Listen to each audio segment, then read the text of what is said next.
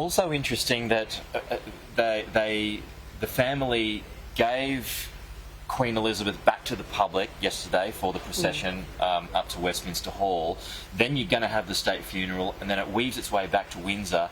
There's another ceremony, and then there's the private gathering before she's interred. So it's kind of like she's been given to the public, and then the public has to give her back again so that she can be buried with Prince Philip. Absolutely, and it's a really touching moment, which is only going to be witnessed by a small number of her dearest loved ones, and that's as it should be. You know, we have had our moment.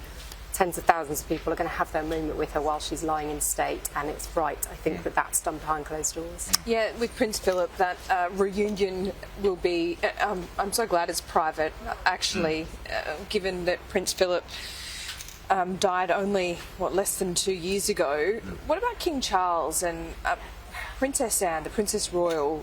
She's played quite a role over the last couple of days.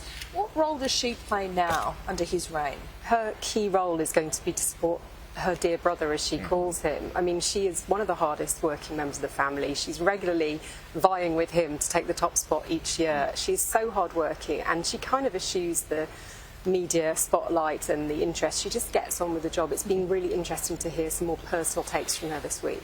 Just to bring our viewers up to speed with what we've been showing you, that there were just some nighttime pictures that we just played. That's a rehearsal that had been taking place. We might be able to bring them back, and you can see exactly how it's going to go on Monday. Not these ones, obviously, but yeah, these ones here. So this was taken earlier this morning, in the early hours of the morning. We've been hearing it. We actually heard this last night. We're broadcasting 1 or 2 o'clock in the morning, and you could hear the drums, you could hear the band going. It's the only time they really get to do it because everyone's asleep, right? Yes. And that's just how they do things when it comes to big royal events. These big ceremonial moments have been planned for decades, but they still need to make sure that they have everything in place. And you've got 200 musicians here. They'll have been practicing, and they'll make sure that this is meticulously correct.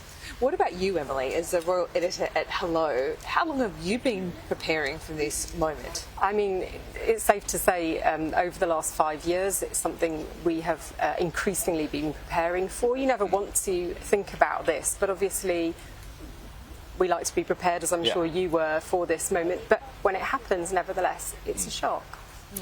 Just going to William today, William and Kate there, all the royals out and about on walkabout today, finally getting out there and speaking to members of the public. What did you make of those comments that William said to some people? You know, it did bring back memories of his mother's funeral 25 years ago. Look, if it did for us watching, then I can't imagine what it was like for him. It was incredibly heartbreaking to watch him, and Harry in particular. You know, and he's talked openly in the past about having struggled with that experience at a young age. And yeah, I think it's nice that he's opening up about it. And I noticed that Kate said that George is sort of aware of what's going on.